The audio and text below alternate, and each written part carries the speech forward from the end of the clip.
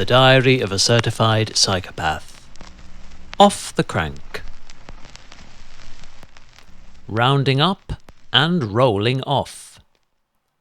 And then, several bevies of mostly bad vibrations, and around 1 million unclosed move rings later, after all cloud-fearing oxygen addicts concerned had become acclimatized to the flawed principle of a smartphone with no physical home button, status quo commenced, with the provisional spinning forecast for Raven's Rest South, rendered in plain British by its parent town's amateur flag-spotting committee, whose sister charity, Flap for Freedom, is still accepting donations to raise awareness for the systematic elemental abuse sustained by every pole-bound weather vane along the central Sussex coast.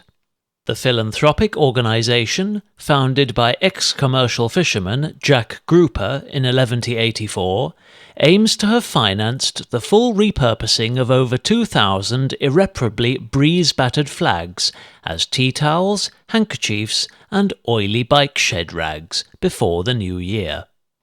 Harbour Way heading west. Activities opening kilometre. Cosmic observations, aspiring spring sunshine in a late autumnal sky, stifled by dense stratus veils and heavenly bales of rain-bearing hay, sprawled across a darkened dawn horizon. Met verified temperatures descending to single digits, though still misaligned with mortal perceptions, motivation falling slowly. Ferry footbridge bearing north, a few sub-tempo furlongs later. Crossed close paths with paternal e-biker, carrying payload of 2 passengers. Estimated net carbon saving, comparable either to a single kilowatt-hour or 0.5 litres of lead-free fuel.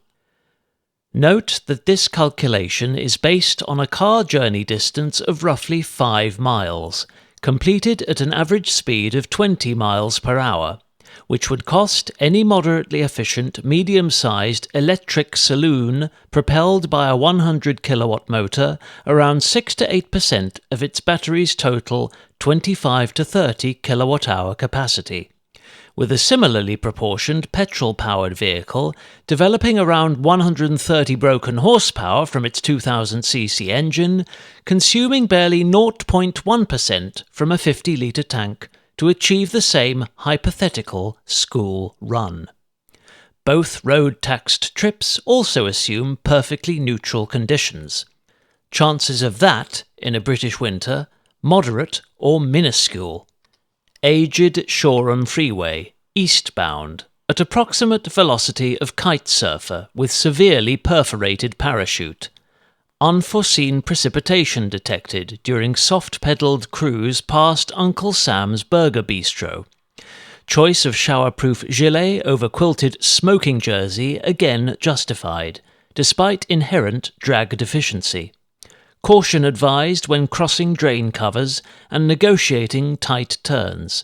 Fast twitch sprinters, curb your enthusiasm. Core temperature cooling slowly. And due to more pressing, though less rewarding, obligations, that is the premature end of this spinning forecast. And a medley of murderous mundanities later. "Move goal massacred!" exclaims Dr. Garmin in tremulous Morse code from his snugly strapped vantage point upon my tingling left wrist. "Great," I responded, via telepathic text.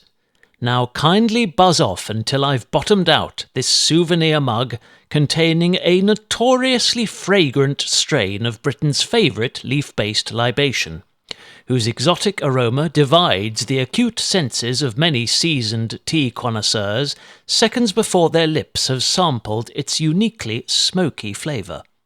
I'm talking about Earl Grey.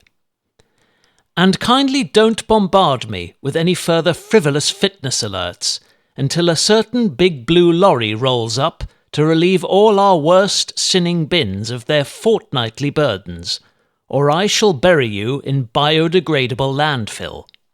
Hopped aboard Niner's revolutionary gravel-reared thoroughbred, roughly an hour after the referenced road train and its committed crew had drowned our plucky feathered ensemble's uplifting dawn serenade beneath a clamorous chorus of rattles and rumbles, interspersed with the high-pitched howl of a giant hydraulic crushing device.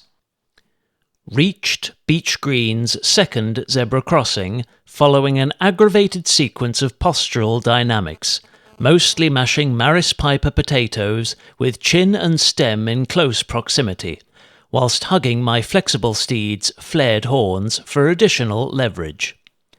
A bullish block westerly showed Shoreham's two-wheeled commuters no more mercy than it spared Sussex's signature flock of 5 golden martlets, unleashing blustery barrages that rendered their ever-fruitless flight for freedom all the more agonising, and repeatedly hammering me into a drag-efficient double hunch, during which I frequently resembled Quasimodo on a balance bike. This turbulent onslaught persisted until I'd sailed over the river's receding estuary, swerved through a small tailback of pre-emptive 9-to-5ers, and swung right between the town's 2 duelling taverns to commence my traditional suburban mini-tour. Pace during wind-impeded intervals was just a shade quicker than legendary British runner Roger Bannister sustained throughout his record-breaking 4-minute mile, which was set in comparatively calm conditions, wearing a pair of plimsolls. Though Mr. Bannister's heart rate during this historic endeavour would likely have peaked well above the bitterest boundaries of Zone 3.5, that my own pulse remained below, throughout almost 10 times the duration.